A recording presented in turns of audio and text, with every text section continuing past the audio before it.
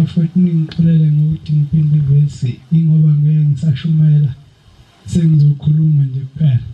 isikhathi akusekho okhulumayo uSiyanda wamagosi enhlanhleni temple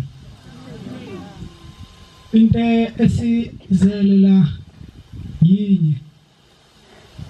ukuthi kukhumuleke imindeni yethelele ethule nomhlaba phezu kwalokho bese kuzoba nebhansela ukuthi bese kukhunjulwa thina mhla sesihamba sesingene ethuneni ngoba indaba ithi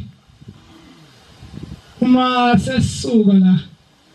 sesithatha umhlaba ngoba lenyama esikuyo ivela lapha emhlabathini kodwa yinye indawo engekhaya ekufanele siyicelele bafethu ukuthi ibuyele kulo esikoleni ke siyasifundisa iBhayibheli kuthiwa wathi sedala izulu nomhlaba uNkulunkulu wayesenza ubumba wayesesibumba lolo bumba bese liphefumulela ngomphefumulo wakhe njengoba sivukile nje seze esontweni uthi baba uMshumane Ngcobo 623 uthi hayi makhosana sikhona kuyabanda impela ngizokhuluma ngobaba mina anginaso isikhulukazi utha sibabonile nje futhi nasendleleni bahamba ngekhukhukazi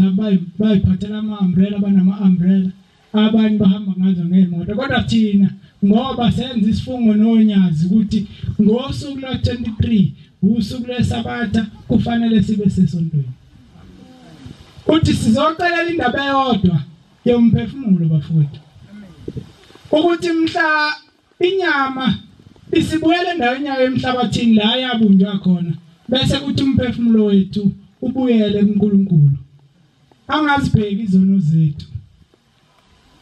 besize nazo phambi kwakhe kuthi njengoba sesilapha isono sishiye lapha emasangweni kodwa kukumuntu ukuthi umuntu wenze njani yena mase phuma lapha emasangweni esonto abese eqhubeka naso isono sakhe kade seshiye ngeke kakhulu bafowethu isikhathi asekho inkosi busiseni ngizwe